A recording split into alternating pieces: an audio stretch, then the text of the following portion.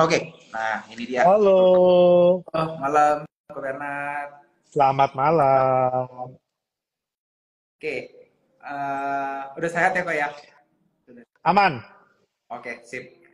Teman-teman, jadi kemarin Jumat, Ko Bernard nih sempat sakit nih. Terus hari ini dia udah sembuh, dia bener-bener bela-belain buat di sini sharing gitu kan. Jadi please, kalau teman-teman punya pertanyaan, go ahead gitu ya. Jangan sampai nih waktunya Ko Bernard nih udah di sempet-sempetin di sini disia-siain nih gitu. Jadi kalau yang mau nanya, please ya silakan. Gitu. Mungkin Jangan sungkan, gaspol.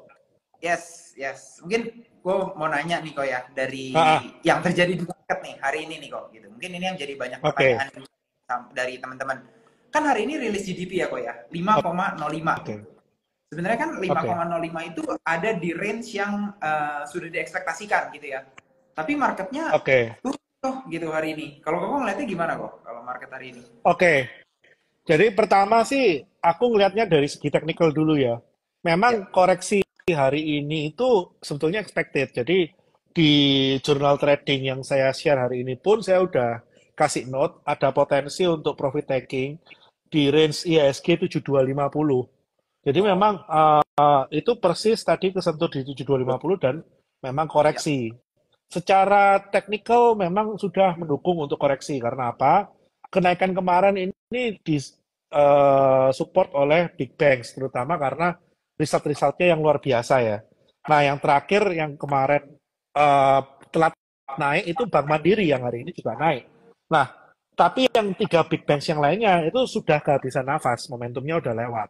Dan kalau kita melihat satu sisi, kita juga tahu ekspektasi market ini terlalu berlebihan terhadap rate cut, di mana ya, market ini ekspektasinya setahun ini 7-8 kali rate cut gitu kan. Nah, ya, betul betul. kalau Betul, banyak banget. dengan data ketenagakerjaan yang keluar hari Jumat kemarin, kita tahu bahwa ternyata data ketenagakerjaan di Amerika itu masih kuat. Wah, Bahkan wage growth ini ada kecenderungan rebound dari yang mungkin setelah 6 bulan terakhir ini turun, sekarang ini ada sedikit rebound di level gaji ya. Nah, ini yang menjadi satu trigger bahwa ya Fed ini nggak akan sedovis itu untuk cut rate sampai 7-8 kali. Jadi ya ini pasti adjustment lah di situ dan ketika Amerika terlambat untuk cut rate, di mana Amerika ini pasti akan higher for longer, berarti kan gap antara Amerika dan Indonesia ini kan juga yang diekspektasikan melebar dengan cepat, tidak jadi melebar dengan cepat kan, Riko. yes, Nah, yes. inilah yang menyebabkan sedikit tertahannya inflow kita setelah data yang keluar hari Jumat kemarin. Seperti itu sih.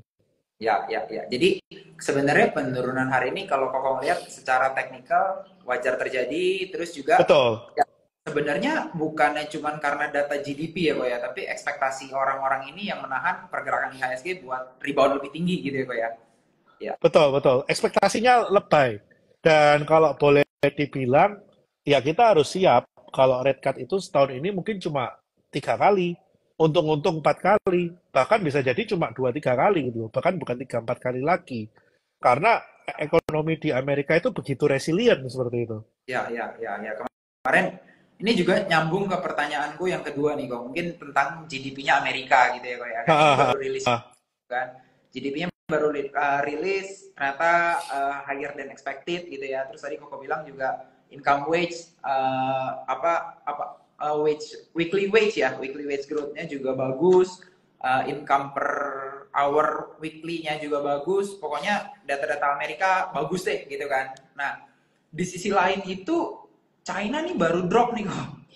Eh, 1 minggu terakhir ya itu kalau aku ingat aku buka-buka Twitter baca-baca berita itu Chinese stock market tuh tumble gitu kan, plummet pokoknya jelek lah gitu. Padahal kalau kita ngeliat GDP-nya, GDP growth-nya China itu kan juga sebenarnya 5,2 ya kalau nggak salah 5,2% buat 2023. Itu kan sebenarnya bukan angka yang jelek ya, karena kan 2022 lebih rendah sebenarnya gitu. Nah, apa sih kok yang menurut Koko nih ya, yang harus kita perhatikan nih dari US, dari China, yang ekonominya kelihatannya sama-sama kuat, tapi stock marketnya beda gitu loh.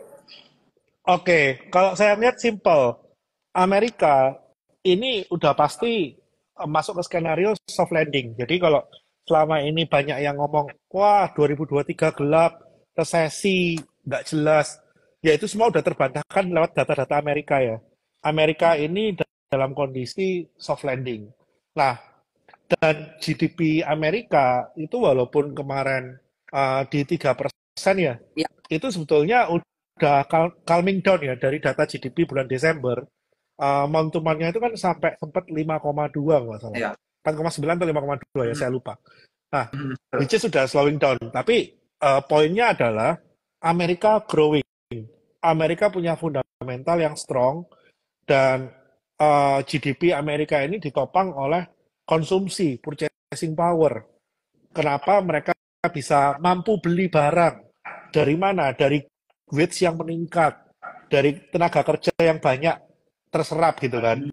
Ini yang Hmm, membedakan dengan China, di mana di China saat ini yang kita ketahui konsumsi di China itu terus menurun, yes, yes. Betul. sehingga GDP di China ini selain dari konsumsi juga melihatnya dari apa? Turunan dari sektor properti. Ya, Jadi kalau boleh dibilang 30% GDP di China itu disumbang dari propertinya. betul, betul. Jadi kalau 5%, 1,5% itu sumbangsihnya dari properti. Yes. Di mana propertinya sekarang ini bukan memberikan bobot tambahan, malah menjadi beban yang menyebabkan jadi pengurang dalam GDP mereka gitu kan. Hmm, Dan kita tahu China ini 5% itu jelek. Jadi kita nggak boleh lihat, oh kan lebih better daripada 2022. Better is not enough saat ini. Karena apa? Amerika yang biasanya GDP cuma growth 1-2%, bisa 3%. 3%. Ya, China yang diekspektasikan, oke lah 2022 mungkin low base gitu kan, masih masa recovery. Diekspektasikan China itu tidak kurang dari 6% untuk growth, 6-7%. Di mana hal ini nggak mungkin tercapai tanpa ada eh, bantuan dari sektor properti, di mana sektor properti ini sendiri kan efek domino dari kebijakan China yang overly regulated terhadap sektor properti ya, yang Ya, awalnya terlalu dikasih angin, terlalu dikasih insentif, yang terakhir tiba-tiba dicekek mendadak. Ya ya. akhirnya ini kayak kita lari 200 dipaksa berhenti dalam jarak 50 meter. Ya pasti mounting. Ya, ya, ya. Jantung langsung deg deg deg deg deg gitu ya, langsung berhenti. Benar, benar. Dan ingat, properti itu turunannya paling banyak. Hmm, Dan kalau masyarakat di China itu yang kaum-kaum tua, itu pasti juga banyak investnya juga di properti. yes, yes, Ya kan? yes, betul, betul. Artinya apa? Kalau mereka invest di properti, duitnya mampet, mereka jual properti tidak bisa, ya jangan harap ada inflow ke pasar modalnya. Dan dengan kondisi growth di China sendiri yang not good enough, kalau inflow dari dalam negeri aja udah nggak ada, dari luar negeri juga expected Cina di 7% ternyata nggak kejadian ya. Akhirnya terjadi outflow besar-besaran dari China. Ya. Larinya kemana? India dan Indonesia salah satunya. Oh, berarti salah satunya ada potensi larinya ke kita nih ya, kok ya. Betul, betul, betul. Nah, mungkin ini aku baru baca siang tadi sih kok. Jadi Ah, katanya pemerintah itu bakalan pemerintah China ya ini ya itu bakalan berjanji buat ngasih stimulus supaya untuk menyelamatkan stok market dia nih gitu. Tapi kelihatannya belum banyak investor yang percaya gitu. Jadi masih turun kan stok marketnya gitu ya. Dan menurut Koko sendiri gimana sih kok? Apakah ini bakalan sukses gitu ya? Stimulus yang diberikan China atau malah ya no hope lah gitu buat dia nyelamatin stock marketnya gitu. oke. Yang pertama, jukla untuk penyelamatan stok marketnya ini sendiri belum jelas. Hmm. Jadi cara penyaluran stimulusnya seperti apa? Apakah itu berarti nanti terjadi nasionalisasi besar-besaran terhadap perusahaan-perusahaan swasta? Karena kan pasti kalau mereka mau menyelamatkan stok marketnya, mover paling gedenya siapa? Kalau mover paling gedenya, contoh nih Alibaba. Berarti kan mau nggak mau government harus beli Alibaba dong untuk Ya, nahan penggeraknya dananya. Benar. movers ya. Moversnya siapa? Tencent. Berarti government harus invest di Tencent dong. Ini kan berarti Ya, kan semi nasionalisasi kan. ya. Nah itu secara regulasi juga seperti apa? Kan nggak segampang itu. Kita mau, oh oke, pemerintah kasih dana untuk menyelamatkan stock market.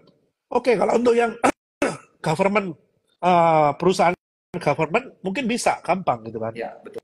Tapi kalau bukan perusahaan government mau gimana? Ya, ya, ya, Seperti ya. Belum tentu itu. dibeli juga lah ya sama investor ya, Pak ya. Betul, Cerita-cerita begitu ya. betul, Oke. betul. Dan belum tentu investor ini pun happy kalau ternyata government masuk, terus ternyata governmentnya masuknya ini secara masif, tiba-tiba jadi semi pengendali, cawe-cawe di dalam perusahaan kan nggak semua orang happy Ya, juga gitu kan. ya, Kecuali, betul. kecuali dia masuknya seperti pada waktu subprime. Pada Ya, waktu subprime itu eh, di US semua bank dipaksa untuk ambil loan oke. rata. Bank yang sakit dan yang sehat semua dipaksa ambil loan untuk supaya mereka nggak ada krisis liquidity. Tapi itu kan government masuk untuk menyehatkan bisnis realnya, Ya, bukan masuk ke pasar modalnya gitu ya, kan. ya, betul, betul, betul. Ya, ada sedikit perbedaan lah ya. Kalau di situ, kalau di China maksudnya masuknya lewat stock marketnya, sedangkan kalau di US ini masuknya dari real sektornya gitu ya. Nah, terus tadi kan Koko mention nih ya Kok ya, dengan kondisi China yang seperti ini, potensinya growth-nya ke Indonesia sama India nih, gitu kan ya Kok ya. Ya, US masih strong, kelihatannya duit masih di sana cukup lama juga gitu ya Kok ya. Nah, pertanyaannya mungkin yang jadi yang banyak orang nanya nih kok, kenapa yakin masuknya ke India dan Indonesia, terutama Indonesia gitu kok, karena kan kita Indonesia gitu ya. Oke, saya ada data dari konsensus growth di 2024 ya. Dari negara-negara di Asia Tenggara, mungkin kita bukan negara dengan growth yang paling bagus. Kita masih di sekitar 5%. Mungkin Ya, Vietnam, Kamboja, Thailand itu di atas kita. Tapi yang jelas satu, size pasar modal kita itu di atas Vietnam. Size pasar modal kita itu di atas Kamboja. Jadi, ya, walaupun mereka punya growth GDP yang lebih gede, tapi kita punya size yang lebih meter untuk dimasukin inflow. Karena masalahnya kan simple. Kita tahu nih, mau beli saham murah, sama lah kayak kita ya. Kita mau beli saham murah. Tapi kalau sahamnya nggak liquid, kita ya, kan nggak mungkin maksain juga masuk uang gede ke sana ya, kan. benar, benar, benar. Sama seperti Asia Tenggara yang lain, kecuali Singapura. Tapi Singapura sendiri kan dibandingin Indonesia, Malaysia dibandingin Indonesia ya, Indonesia masih lebih punya potensi gitu kan di pasar modalnya gitu kan. Tapi kalau kita ngomong Vietnam, Vietnam on the real business bagus, tapi pasar modalnya not big enough. Yang bisa bersaing sekarang apa? India. India ini pesaing kita untuk dapat inflow. GDP India itu tahun lalu 7% growth-nya. Ya, betul. Hmm. Dan yang bagus untuk kita apa? Setiap perlambatan di China itu akan drag down pertumbuhan GDP di India. Karena India ini mitra dagang utama sama China. Sedangkan Indonesia sendiri, kita ini untuk ekspor ke China itu tidak segede itu. Kita ketergantungan antar untuk ekspor itu tidak segede itu karena kita GDP masih dibentuk oleh konsumsi gitu kan. Ya, betul, betul. Ya kita ekspor paling ekspor komoditi di mana secara persentase gede tapi nggak signifikan gitu kan. Yes, Jadi yes. setiap penurunan serapan dari China yang lebih batuk itu India. Sehingga potensi perlambatan di China itu akan membawa potensi perlambatan di India. Ini yang menarik. Kalau Indianya melambat kita bisa stay, India katakanlah dari 7% ke 6% kita stay di 5, 5,1, 5,2, ya kemungkinan kita akan dapat inflow yang lebih deras daripada India, nggak seperti tahun lalu. Tahun lalu India kenceng banget marketnya. Ya, betul, betul. Nah, Seperti kalau itu. kalau Koko tapi yakin kok kalau konsumsi kita tuh apakah ya akan bagus gitu, akan tetap bagus. Karena kalau kita ngelihat ini kan inflasi sebenarnya ya walaupun reported inflation atau headline inflationnya 2% gitu ya, tapi kan kayak beras, cabai yang primary needs lah kita bilang. Itu kan naiknya cukup signifikan ya. Kayak beras tuh kalau aku nggak salah ingat 17% kan. Cabai rawit juga lumayan gitu ya. Dengan kondisi seperti ini yang ya pasti kan yang kena pertama kan yang masyarakat menengah bawah gitu ya. Menurut Koko atau seberapa yakin sih Koko kalau GDP kita itu masih akan bagus gitu loh untuk ya at least tahun inilah gitu loh. Lebih dari 70-80% chance kita masih di atas 5%. Masih di atas 5% ya Kok ya. Yakin Iya, lah ya. Walaupun iya. dengan kondisi-kondisi itu ya Kok ya. Jadi kalau kita boleh ngomong, eh, pesimis saya di 4,8, 4,9, optimis 5,2. Oke, itu quite a good number lah ya sebenarnya. Iya, ya. Jadi Hmm. masih oke kok. Sebetulnya kita is not that bad. Terutama untuk sektor konsumsi kita is not that bad. Jadi eh, simple aja. Tahun lalu itu kan kita ngomong soft commodities harganya liar. Walaupun kita Ya, ngomong kayak energy price juga turun apa segala, tapi juga kenyataannya di Indonesia kita ngomong harga acuan inflasi itu pakainya apa? Solar premium gitu kan. Padahal ya, kenyataan orang sekarang konsumsinya pertamax gitu kan. Ternyata dengan kondisi yang tahun 2023 seperti itu, GDP kita, real GDP kita 5% kok. ya, betul, betul. Iya kan? Ya, Jadi ya, ya, harusnya apa yang terjadi di 2023 itu tidak akan lebih buruk di 2024. Jadi ya. the The worst-nya, worst has passed. ya, Worst-nya udah lewat. Jadi kita kalau mau ngomong, oh sekarang mau lihat apa? Harga gula, harga beras. Udah calming down kok. ya, ya. Kita mau harga gandum udah calming down. Kita mau lihat harga jagung udah calming down. Jadi all soft commodities itu kurang lebih sekarang udah calming down. Sehingga kalau kita ngelihat tahun lalu itu ugal-ugalan untuk harga pangan, harusnya sih tahun ini agak sedikit calming down ya. Walaupun saya surprise nih, harga ayam naiknya cukup signifikan. Oh ya, ya, ya, ya masih. Dan ini kan sebenarnya kalau kita lihat soft commodity itu naiknya gara-gara ya El Nino juga lah ya salah satunya ya. Betul, Ini kan El Nino betul, betul. narik, Seasonal, yes, seasonal. Harusnya seasonal. udah ini ya, udah mulai melandai lah ya kita bilang harusnya lebih Betul. stabil. Yes, aku setuju juga sih kalau the worst is over, tinggal kita nunggu kapan good-nya bakalan keluar gitu kan ya. Betul, betul. Yang jelas sih saya ngeliat ini, efek dari cooling setahun 4 kali di poultry, itu udah kelihatan.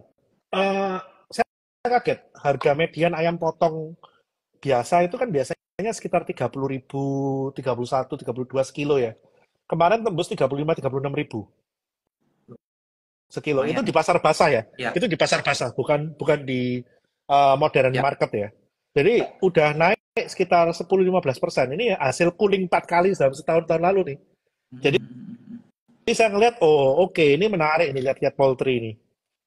Ya, ya, ya, ya, ya, ya. Poultry ya, poultry juga. Wah ini sempat lihat-lihat juga nih, sempat diceritain teman, poultry banyak yang bilang menarik juga dengan harga jagung udah mulai melandai, Betul, terus betul, apa kedelai juga kan ya, sama ayamnya udah mulai naik gitu kan ya. Ini betul. Jadi cash cost-nya udah turun, harga jualnya bisa dipass on kan gitu kan. ya, ya, ya, ini harusnya jadi menarik nih ya. Apalagi udah mulai ada tanda-tanda diem nih ya. Secara teknikal kan harusnya diem ya kok ya. Udah Mulai mulai apa? bottoming, Ya, mulai bottoming.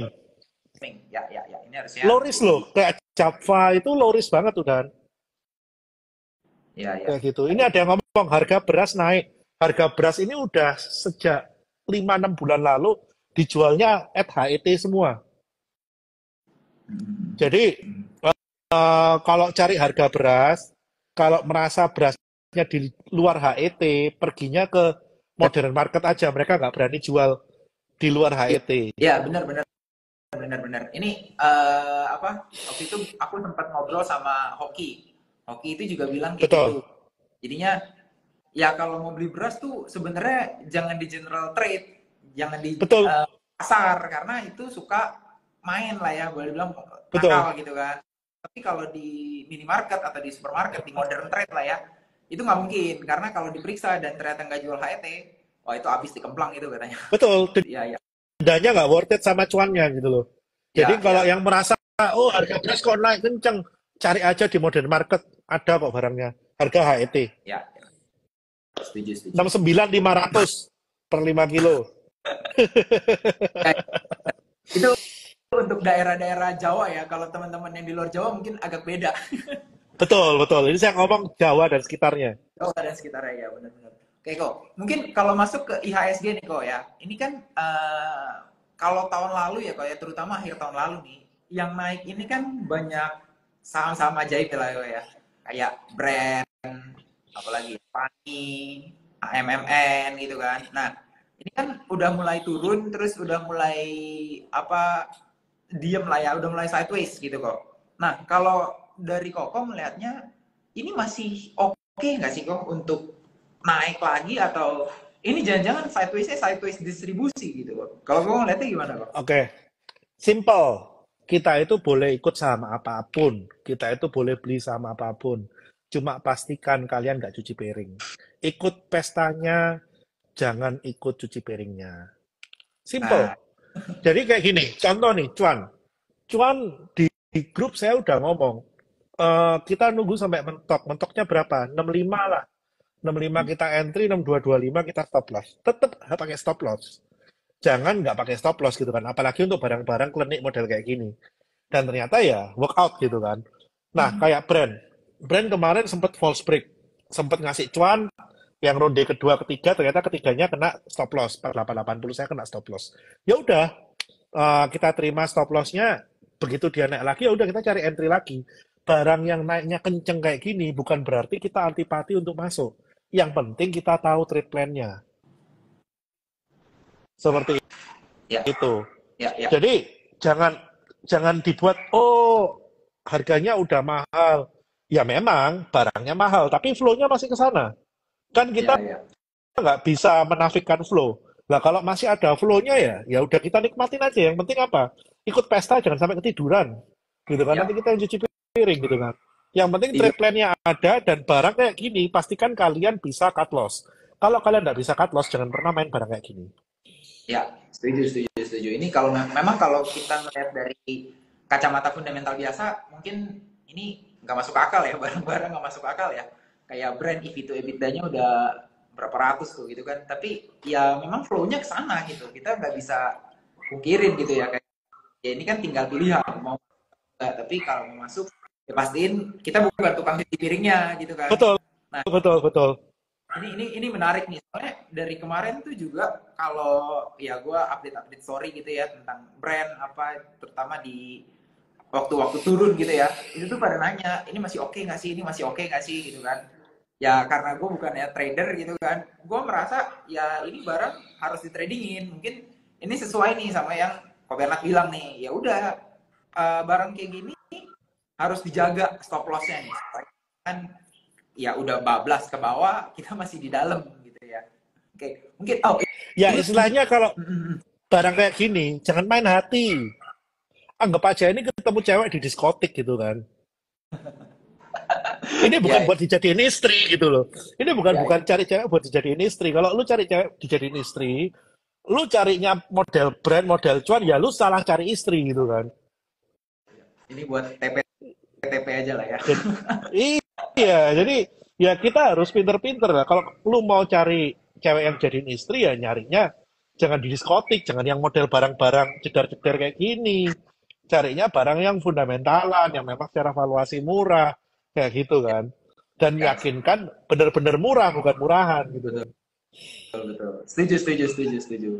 Nah, ini mungkin aku ngejawab pertanyaan dari teman-teman yang nanya HET itu apa. Jadi buat teman-teman yang belum tahu HET itu harga eceran tertinggi. Jadi kalau harga beras tuh biasanya tuh diatur sama kita. Dia kasih berapa nih boleh dijual ke retail harga paling tingginya berapa gitu. Oke, mungkin Yes, aku lanjut ya kok ya ke yes. ya masih di SG sih. Aku lanjut ke Big Bangs nih gitu. Nah, setelah striker kemarin itu mulai turun, mulai melandai, ternyata IHSG kita kan turunnya juga nggak gimana banget gitu ya. Yap, Bahkan boleh dibilang masih stay lah ya di level-level 7 ribuan gini ya, 7.200-an. Nah, sekarang ganti yang nopang itu Big Bangs kayak yang tadi Koko bilang gitu kan. Nah, dengan kondisi sekarang kan sebenarnya uncertainty masih banyak ya kok ya. Masih ada geopolitikal kita nggak tahu bakal escalate sampai mana. Terus juga pemilu masih ada di depan gitu kan. Nah ini juga jangan sampai golput gitu ya. Nah menurut Koko nih Big Bang ini dengan udah naik Kak, masih oke nggak sih buat masuk atau mending tunggu aja udah mahal gitu kalau Koko bilang gimana? oke. Definisi mahal itu apa?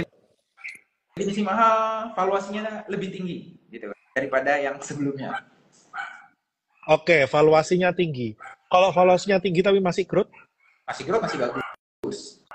Bagus, masih oke Carikan dong. saya perusahaan yang nilainya 1.000 triliun, yang growth-nya masih double digit selain BCA. Apa tuh market growth-nya di atas 1.000 triliun? Apa? Enggak, Market market cap di atas 1.000 triliun, atau nggak usah 1.000 triliun deh, market cap di atas 300 M aja deh. oh, Tapi growth masih di atas 20%. kalau itu Banks masih banyak kok. Masih 20% kan growth-nya? Iya. Long term growth-nya masih oke banget sih itu. Nah, So, maksud saya gini, kalau kita ngomong small banks dengan market cap kecil, dengan valuasi kecil, lu mau growth 20% itu biasa. ya, Tapi untuk orang yang ukurannya bongsor, lu badan gede, besar, gemuk, kamu masih bisa lari maraton, model kayak bagus. BCA, ya itu bagus. Dan Ya, itu adalah proksi ekonomi kita, di mana ya kita harus sadar bahwa ekonomi kita ini masih ekonomi negara berkembang yang didrive dari financial sector.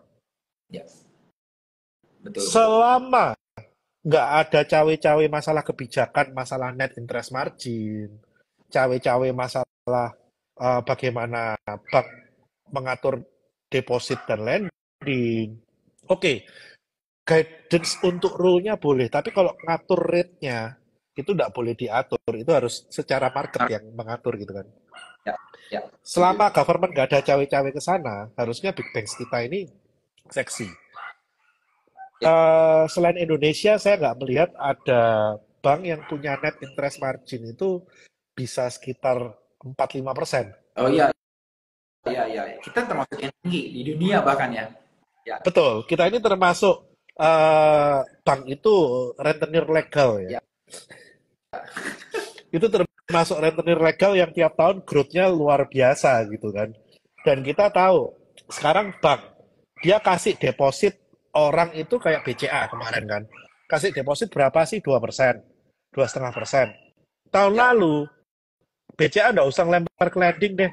Duit depositnya dibeliin US Treasury, apa dibeliin Indonesian Bond, dibeliin FR, yang up to 6,5 sampai 7,5%. Itu hmm, BCA udah nggak usah ya. kerja. Tinggal diem aja udah ambil Iya, fund. dia tinggal terima bunga dari FR dikasih ke deposan.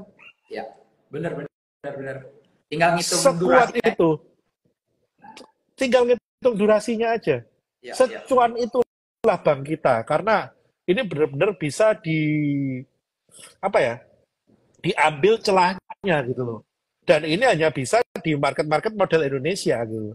Di ya, mana orang yang masih belum well known masalah FR apa segala, jadi mereka taunya nyimpen di deposito BCA gitu kan, padahal sama BCA dibeliin FR gitu kan. BCA dapatnya 7%, dikasih ke deposannya cuma 2% gitu kan.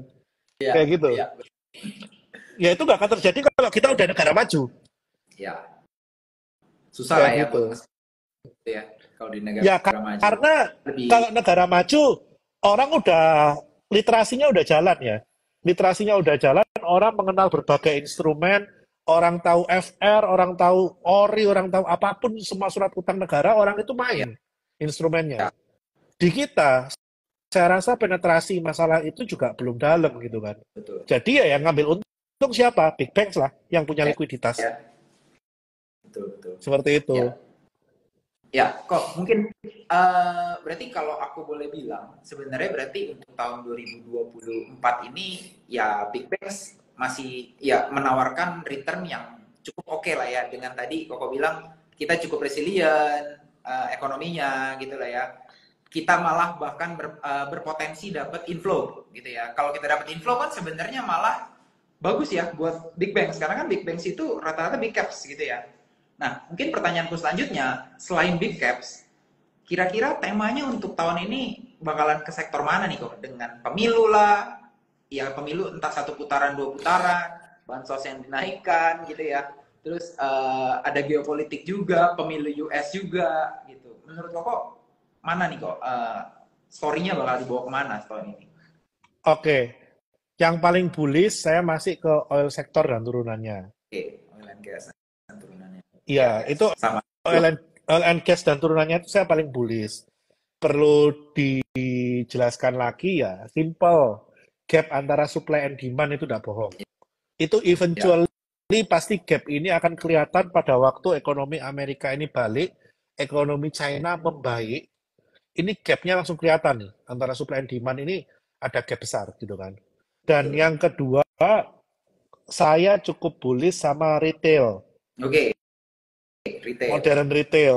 Jadi modern retail terutama yang high end itu saya cukup bullish tuh. Karena masyarakat high end di Indonesia ini cukup resilient. Jadi kalau kita ngomong MAPI lah, terus kalau kita ngomong secara modern retailnya saya ya AMRT, MIDI itu Asus, nggak lari kemana-mana lah. Asus, Asus itu Asus saya sejak dia memutuskan berani tutup toko, saya berani rekomend lagi untuk beli Asus. oke, Kalau dia masih bebal lah mau tutup toko, saya tidak akan beli Asus. ya, ya, ya. Oke, oke. Nah, kok ini ada pertanyaan nih kok yang sambil melanjutin ya kok yang ngomong di topiknya.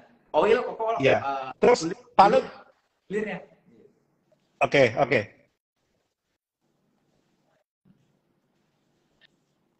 Halo. oke. Ah, Kalau oil saya lebih ke arah ini ya, hulunya ya. dulu ya. Berarti tambangnya lah ya kok ya. Tambangnya, servis di hulunya gitu ya kok ya. Tes tes, Halo. Iya, masuk kok. aman? Aman, aman. Aku kedengeran kok. Yes, yes. Apapun yang terkait dengan produksi oil di hulunya, Ya, ya. itu saya lebih concern ke sana sih. Ya kita Oke. tahu lah sekarang kita memang nggak punya benar-benar emiten yang proksinya produksi oil ya. Ya, Kita ya hybrid-hybrid lah, macam Medco ini kan hybrid-hybrid ya. ya. Gas. Walaupun dia benar, walaupun dia sangat sensitif terhadap pergerakan harga minyak, tapi sebetulnya isinya juga sebetulnya gas juga gitu kan yang dominan.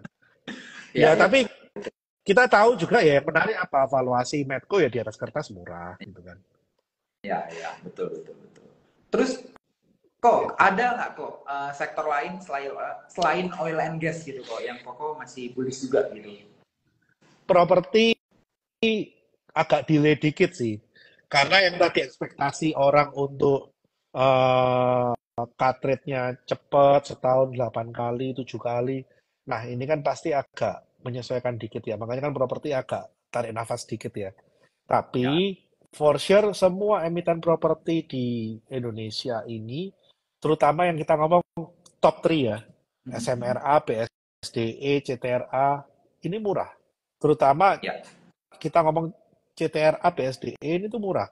CTRA itu sangat bagus dengan growth-nya, Nah, ya. BSDE ini sangat bagus dengan valuasinya. Ini Jadi menarik nih. Tinggal nunggu waktu, waktu. waktu apa namanya kita visit bareng di BRMS nih buat teman-teman yang nggak tahu. Kok Bernard tuh sempat cerita tentang CTRA. Kalau CTRA tuh proksinya komoditi ya kok ya. Betul, Kalau betul. apa komoditi lagi boom, miningnya lagi booming juga gitu ya. Nah, Catera nih banyak bangun rumah-rumah di sekitaran area-area tambang. Jadi ini tuh Exactly. kayak orang tambang ya kok ya. Betul, betul. Jadi kalau kita ngomong rajanya luar Jawa, ya CTRA. Catera ya. Sekarang yang punya land bank di luar Jawa yang well developed selain CTRA siapa? So far sih saya lihat cuma CTRA ya. Dia SMRA yang lebih ada luar tapi nggak terlalu ya masih Jawa lah ya SMRA tuh. benar, benar. SMRA BSD Jawa lah. Kita lihat CTRA. Kita mau kemana? Mau ke Makassar. Makassar ada. Di Ya. Palu ada. Mau kemana? Samarinda. Dengan segala batu bara dan di daerah Kutai Kartanegara ada. Kita mau kemana? Pekanbaru Riau ada. Banjarmasin juga ada CTRA. Iya. Jadi dia memang mainnya beda. Dia mainnya nggak di daerah kota nomor satu ya, tapi dia di kota-kota satelit yang kebanyakan hasilnya hasil bumi. Ya, ya. Seperti Setuju. itu. Oke, oke. Nah, ini apa namanya? Mungkin ada yang nanya nih, kalau ini ada yang nanya Pani. Kalau kok ngeliat Pani, ini properti atau properti jadi-jadian nih kok? Oh, kalau Pani ini jangan salah loh. Ini tuh secara valuasi bisa dipertanggungjawabkan. Jadi kalau kita ngelihat Pani, simple. Terakhir dia red issue berapa? 10 triliun. Ya, yang dimasukkan ke sana valuasi tanah semeternya berapa? 2 juta kan? Mhm. Ya, ya. Padahal tanah di PIK 2 berapa? In average, kita nggak usah ngomong tertinggi deh. Tertinggi bisa 30 juta, terendah bisa 10 juta. In average kita ngomong berapa? 15 juta deh. Ya, Dari 2 juta ke 15 juta itu 8 kali lipat kan? ya betul. Berarti dia red issue 10T, itu setara dia masukin aset 80T. Wah, ini ya masih 8 kali lipat ya. Benar. Ya, Itu baru red issue yang terakhir. Belum kita ngomong red issue yang pertama. ya, ya betul. Ya, dia Market cap-nya Pani sekarang aja berapa cumaan? berapa tuh, Mas? Pani, aku sampai 70 sekian. 70 T ya? 70, iya 70 T. Berarti masih ada upside kalau ngitung dari RI kedua aja kurang lebih 10 T ya. Masih 10% lah ya. Belum ngitung RI 1. Ya, Benar, ya benar, ini benar. Kalau kita sebenarnya ngitung cuma RI2 aja, market cap sekarang ini udah setara RI2 gitu kan. Valuasi real RI2 gitu kan. ya, ya, ya, ya discount lah ya, diskon dikit lah ya, 80 T, 70 T, ya kan ada namanya discount to RNAV ya kok ya.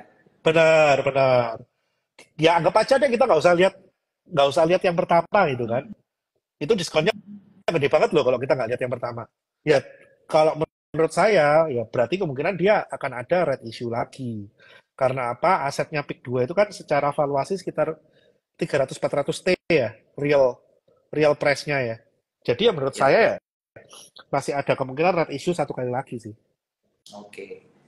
So, apa namanya? Ya tadi ada dua sektor lah ya. Jangan jangan jangan semuanya lah, jangan semuanya dibongkar di sini lah ya, biar masih ada penasarannya nih teman-teman di sini. Nah, mungkin dengan semua statement, dengan semua tesis tadi ya kok ya. Berarti tahun ini sebenarnya masih oke kok ya buat kalau kita mau ngehold ataupun mau copet kilat gitu lah ya kok ya. Bisa. Cuma memang kalau kita mau ngelong barang, tantangannya besar. Ngelong saat ini tantangannya cuma satu. Liquidity-nya kan rendah. Liquidity Ya, betul. kita itu rebutan sama barang-barang yang kekinian. Ya kan? Betul. Betul, Jadi betul. kadang ada barang nggak ada dosa, tiba-tiba kena outflow. Karena Iya, apa? benar. Karena ada barang lain yang simply lebih menarik gitu kan. Iya. Jadi barang yang nggak ada dosa ini, oh ya udahlah, aku buang dulu, aku ke sana dulu gitu. Iya, iya, benar, benar, benar, benar. Aku sebagai yang lebih apa long term hold berasa kok. Ini saham nggak ada salah apa-apa, kenapa turun? Memang itu kita harus sadar bahwa cobaan kita sebagai seorang investor itu ya tahun 2023 ini. Barangmu itu mungkin nggak ada apa-apa, result growing, Iya, malah bagus, bisa beat expectation, ya kan? Tapi sahamnya. kok dibuangin terus? Iya. Ya simply karena orang lihat barangmu lemot, yang sana kenceng, duit lu Iya, dibuang dulu masuk ke sana gitu kan. benar, benar. Ya itu faktanya seperti itu. Iya. Setuju, setuju, setuju, setuju. Emang ini saat-saat apa conviction orang diuji lah ya kalau zaman sekarang gila. Betul, betul. Lu yakin nggak sama lu punya tesis? Iya, Bener nggak benar, ini benar, tesis lu? benar, benar. Kalau Kayak dia gitu. nanggung lepas nih. Benar, benar, benar, benar, benar. Kayak Iya, gitu. Dan kalau saya pribadi, seyakin apapun saya dengan tesis saya, ketika barang saya dibuangin dengan katakanlah tidak rasional, dan itu secara teknikal memang, oh oke, ini akan men-trigger seller-seller baru. Ya, saya mungkin akan mengikuti apa? Saya buang dulu untuk re-entry di bawah. Kayak gitu. iya, iya. Jadi itu salah satu cara gimana kita bisa dancing in the rain dalam kondisi seperti ini. Kalau nggak gitu, babak belur, Pak, kita, Pak. Iya, iya, iya. Harus pinter-pinter jaga peluru kita masing-masing. Porto ya. Betul. Karena kita punya duit juga bukan unlimited. Kalau kita punya duit ini unlimited, lain cerita ya, kita bisa average down anytime. Kalau kita punya duit ini ada batasnya ya, kita cuma bisa apa? Ya kalau memang ini arahnya patah tren ya buang dulu re-entry di bawah. Ya, Kayak gitu. Kita nggak boleh denial, walaupun tesisnya ini benar-benar kita yakin, ya tapi kalau misalkan keseret 20-30% kan juga sakit ya. sakit, sakit. Pasti. Ya, ya, ya. Oke. Kok mungkin satu pertanyaan lagi nih kok. Ini yang nanya banyak banget nih kok. Takutnya nggak kejawab. Oke. Mungkin aku mau nanya Siap. kalau tentang pemilu nih kok. Kalau Aha. pandangan Koko, ini pemilu 1 putaran sama 2 putaran, bakalan ngefek ke IHSG yang lebih lama buat sideways kayak gininya, atau ya sebenarnya sama aja? Menurut kok gimana kok? Semakin cepat selesai, uncertainty selesai, overhang-nya hilang, sektor properti bisa jalan, kemungkinan kita juga growth bisa lebih jalan karena apa? Government spending pasti akan lebih digenjot dengan government baru. Government spending kita digenjot, GDP kita pasti lebih dari 5%. Inflow Oke, kita pasti kenceng. Kalau oke. pemilu ini 2 putaran, yang jelas apa? Presiden baru, new government, itu paling cepat bulan 7, bulan 8 baru kerja. Apakah ada government spending yang bisa dibuang tahun ini? I don't think so.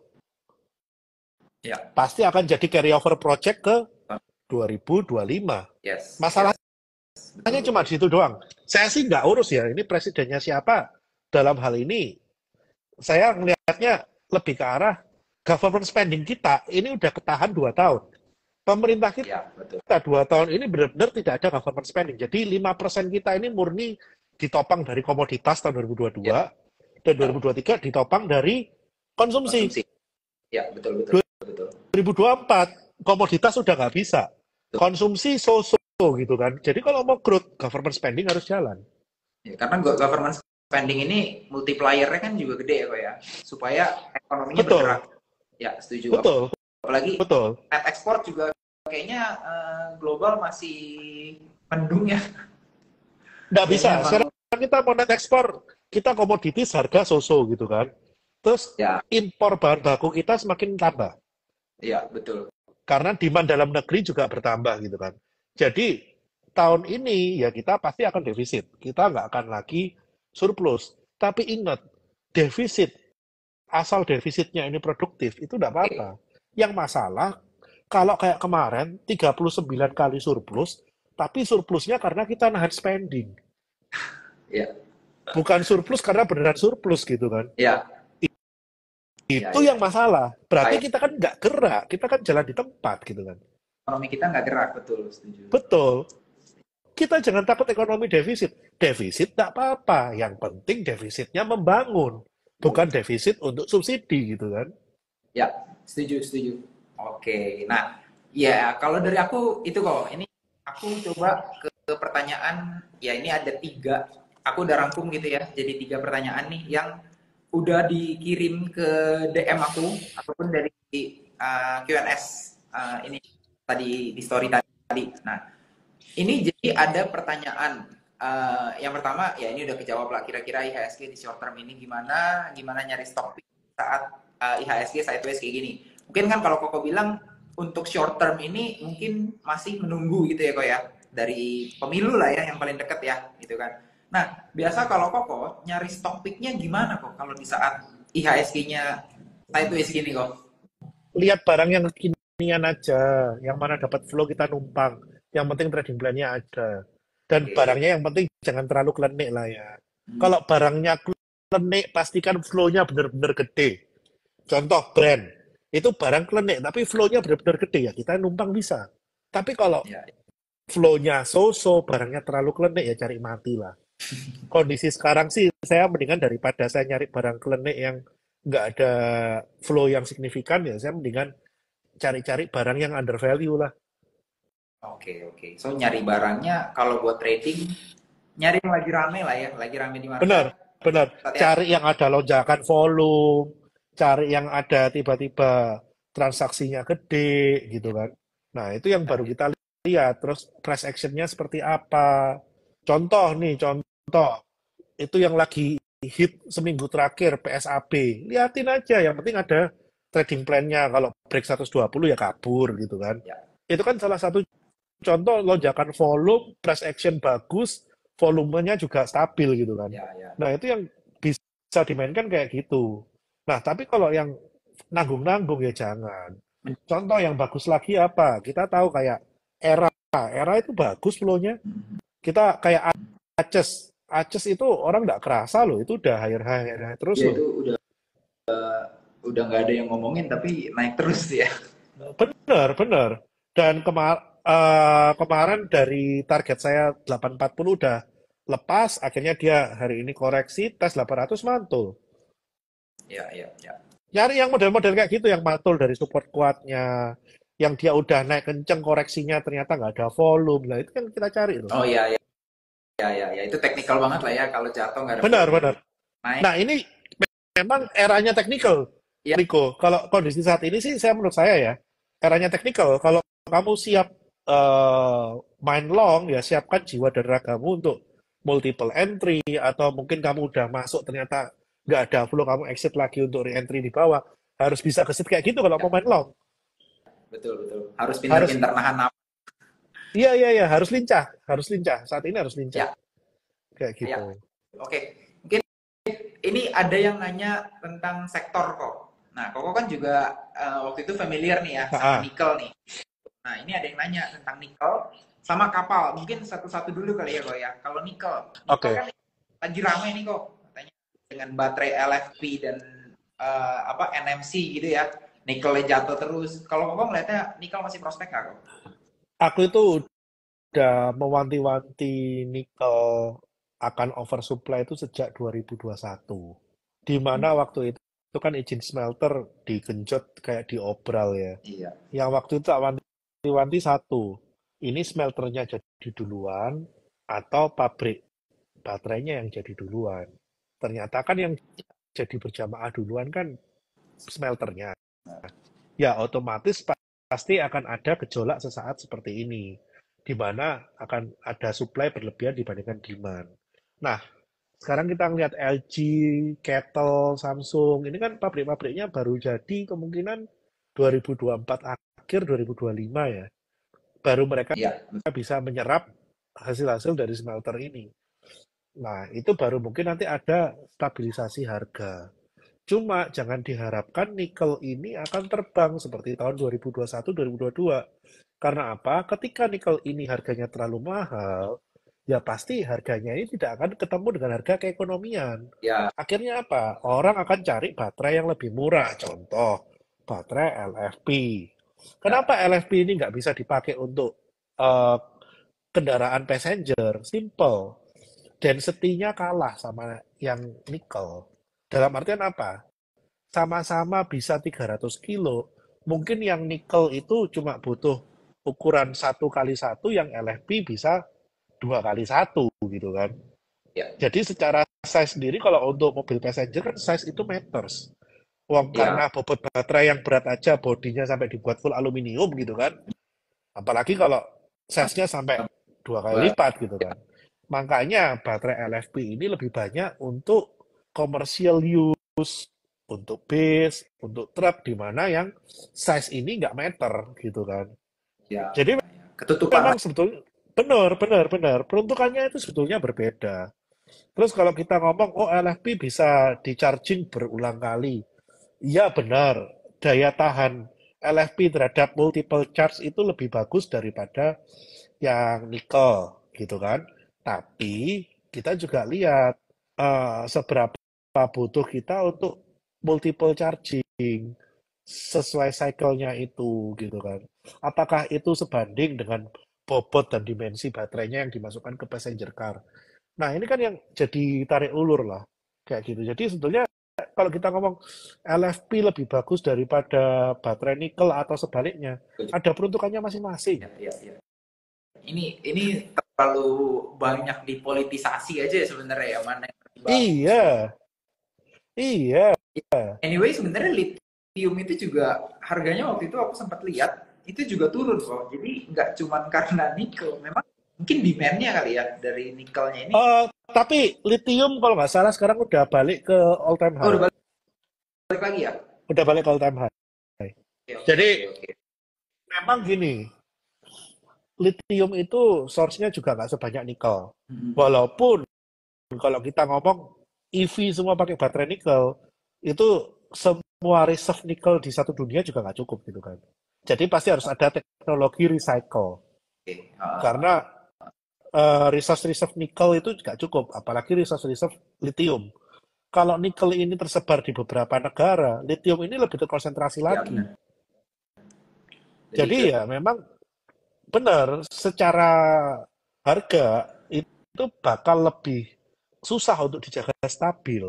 Nah, bayangin kalau semua pakai LFP juga, ya kacau juga harganya kayak gitu. Jadi ya memang nggak bisa gitu loh. Kita suruh pakai satu atau yang lainnya ya memang semua ada peruntukannya masing-masing. Iya, iya. Iya, setuju, Ya setuju, gitu. setuju. Oke, mungkin kalau sektor selanjutnya kok ini dari shipping nih, terutama shippingnya yang SMDR sama Temas nih kok, kan ini rame ya soal katanya apa namanya Laut Merah gitu ya. Menurut Koko gimana kok? Kan SMDR Temas masih naik ya. Ada Oke. turun ya terakhir ya. Tadi naik dikit gitu kan. Oke. Sebetulnya buat teman-teman yang main SMDR atau Temas, itu sadar nggak sih kalau mereka itu sebetulnya servisnya itu ke arah Asia? Iya. Dan banyak kan malah Temas itu domestik kok. Kemarin aku Betul. ngobrol. Temas itu domestik, SMDR itu ke arah Asia Timur. Iya kan? Nah, oke, kita tahu pada waktu harga shipping tahun 2022 kacau balau, mereka juga dapat windfall-nya gitu kan, windfall profit-nya. Karena apa? Simple. Yang paling pertama ini kan ada delay shipping. Delay shipping lama-kelamaan yang mungkin Eropa ke Asia lewat Laut Merah, itu biasa saya ngirim dari UK barang itu 40 hari sampai ke Indonesia. Termasuk transit di Malaysia, itu 40 hari, 30-40 hari.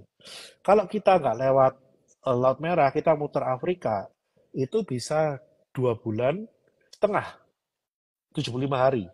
5 hari. Naiknya 35 hari. Sebulan lebih ya. Hampir double, hampir double. Nah, kondisi yang seperti ini, yang berikutnya terkendala apa? Supply kontainer. Iya. Jadi kontainer yang dikirim ke Eropa, balik lagi ke Asia, ini pelan, Ya, ya kan? betul. Nah, suplai kontainer yang pelan ini sedikit banyak akan mempengaruhi suplai kontainer baik itu Temas ataupun SMDR. Karena mereka juga jualannya pakai kontainer gitu kan. Ya pasti Ya, dengan segala alasannya pasti mereka akan menaikkan shipping. Benar, SMDR main internasional, Asia Timur tadi saya bilang. Temas yang lokal, ya, gitu kan. betul. Nah, Betul, betul. di sini berarti kan ada delay antara permasalahan shipping, shipping cost naik, baru container cost yang naik. Jadi Ya, memang nggak instan. Eventually pasti ada windfall, tinggal seberapa lama ini akan teratasi, semakin lama berarti delaynya semakin parah, supply kontainer semakin parah. ya, ya. Mungkin Kayak gitu. Jadi hubungannya masalah supply and demand kontainer, bukan masalah jalur. ya, ya, ya. Mungkin yang aku mungkin mau sharing juga ya buat teman. Jadi yang aku dengar itu kalau sekarang itu kenapa Temas tahun 2022 juga baru itu jadi dia tuh nyewain kapal kok katanya. Nyewain kapal luar karena di luar itu shortage banget. Harga kapal harga sewa kapalnya nih ya, bukan rate-nya itu naik juga, ikutan naik gitu kan. Dia tuh waktu itu sampai 20.000 USD per hari. Karena kalau sekarang tuh belum impact banget ke domestik, masih 1.500-an gitu. Jadi jauh banget, 100 dolar, 20.000 dolar per hari gitu. Nah, terus yang Ada jadi delay concern itu effect lah. kenapa? Ada delay effect lah. Ya, Karena kan delay effect. sebetulnya kan semua pasti dari apa sih? Oh, kapalnya telat, berarti suplai kapal pengaruh. Kontainernya telat, suplai kontainer pengaruh. Ya akhirnya windfall profitnya ini bukan directly, tapi indirect. Ya, betul, betul. Setuju, setuju. Nah, juga yang jadi concern Tapi dari kalau manajemen, kita ngomong kayak shipping line, nah, ya, kalau kita ngomong shipping line kayak Maersk, kayak Evergreen, itu instan. instan karena mereka yang kena. Mereka yang kena itu. Kalau dari Temas itu juga concern Betul, betul, betul. terjadi kok di akhir tahun sama di awal tahun depan gitu. Tapi memang nggak ada yang bisa lah ya mengukur seberapa banyak suplainya dan ya bener yang kau bilang kalau ini tuh seberapa banyak sih atau seberapa lama lah ya kita bilang masalah di Laut Merah nih bakalan kejadian Benar. gitu kan. Kalau lama banget walaupun ada supply baru ya masih naik. Tapi kalau masalahnya keburu selesai, supply-nya masuk, ya mungkin beda cerita. Gitu. Malah Itu sih ambiar malahan. malah ambil Jadinya ya nggak oversupply.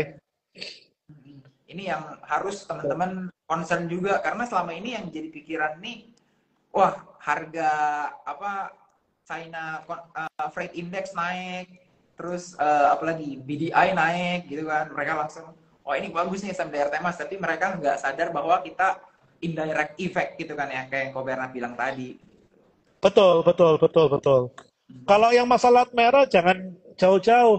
Saya shipping cost itu begitu laut merah ditutup, Evergreen itu langsung 150% harganya. 1,5 kali lipat. Myers itu naik hampir 2 kali lipat gitu kan. Iya, benar benar benar. Itu Langsung, direct banget gitu kan. Karena mereka memang melayani iya, dari Eropa ke Asia. Ya secara cost aja juga naik gitu kan. betul, betul betul. Oke, kok Muter ini, Afrika jauh bro. oke, mungkin kok satu pertanyaan lagi nih dari yang itu selain saham nanyanya mereka jadi nanya selain saham kira-kira apa sih kok yang bisa diinvest buat tahun 2024 ini? Boleh. Halo? Ya kalau kita ngomong no-brainer investment saat ini 2024 ya FR lah. Itu no-brainer investment. Oke. Dengan Fair ya. Kenapa momen tuh? yang tepat dan harga yang pas, Hmm. FR ini no-brainer investment karena apa? Kita tahu arahnya penurunan suku bunga, ya kan? Kalau penurunan Ya, suku bunga, cut rate atau apapun, ya pasti FR akan diburu ketika rate-nya masih ada delay, ya. ya kan? Tapi Hmm. ketika delay-nya ini orang udah berburu FR ya pasti harganya kan menyesuaikan. Harganya menyesuaikan berarti harga FR-nya naik, yield-nya turun. Ya ini udah no-brainer investment. Ini seasonal banget. Nggak setiap saat kita bisa beli FR dengan jaminan kemungkinan besar pasti untung seperti tahun ini. Ya, ya, ya, ya. Oke. Ada lagi nggak kok kalau selain FR dari Koko? Emas ya, Mas ya? Oke, oke. emas. Mas, Jadi kalau emas secara teknikal, ini saya ngomong secara teknikal dulu deh. Emas ini potential inverted head and shoulder. Jadi oke. Bullish. ini lagi bentuk shoulder kanan, lagi tes dari bottom shoulder kanan, kemungkinan dia akan reject di level-level 2060, 2080. Kalau breakout itu kemungkinan ke 2150. Oke, oke. Nah, ini bisa jadi ide sementara teman-teman yang masih galau nih sama IHSG nih. FR sama emas ya. Ini ada pertanyaan Betul. kok, FR atau mid atau long? Kalau dari Wah, Koko ini lebih rahasia dapur nih. Kalau mau beli ke saya baru nanti saya buka nih. harus ngobrol dulu, nego dulu sama Ko Bernard. Iya, nanti kalau semua rahasia dapur dibuka nanti saya nggak makan nanti. Nah, ini habis ini langsung aja nih, langsung DM kok. Gimana nih kok mau nego? Iya, sekali-sekali pelit lah Ya, ya. ya, ya, ya, betul, betul. Betul. Nanti nggak bisa menetes, Riko. Ya, ya, betul, betul. Aku ngambil pertanyaan dari yang udah masuk ya kok ya di sini ya. Mungkin Oke, oke. dua pertanyaan lah ya kok ya. Nggak apa-apa. Mungkin yang pertama ada yang nanya tentang, nah ini deh yang ini dulu deh, yang makro deh. Sebenarnya apa sih hubungan antara bond US, bond Indo sama IHSG? Gitu. Oke, kita tahu uang di dunia ini kita asumsikan satu. Semua ini mencari optimal return. Optimal, bukan maksimal ya. Optimal itu artinya apa? Return yang paling bagus dengan certain risk. Nah, setiap negara ini punya yang namanya country risk, Ya, punya risiko negara. Amerika dibanding Indonesia, pasti country risk kita lebih tinggi dibandingkan dengan Amerika. Bayangkan, dengan country risk yang lebih tinggi, kita ini punya bond, sama-sama government bond, satunya government Indonesia, satunya government US, ternyata dijual dengan rate yang sama, dengan yield yang sama. pasti Ya nih. orang pasti nggak akan beli kita punya bond karena kita punya resiko lebih dengan return yang sama. Berarti harus apa? Bond di US harus turun. Kondisi kayak sekarang US Treasury-nya udah 3,94%, sedangkan kita masih di 6,5%, 6,3, 6,5%. Gap-nya kan semakin gede ya.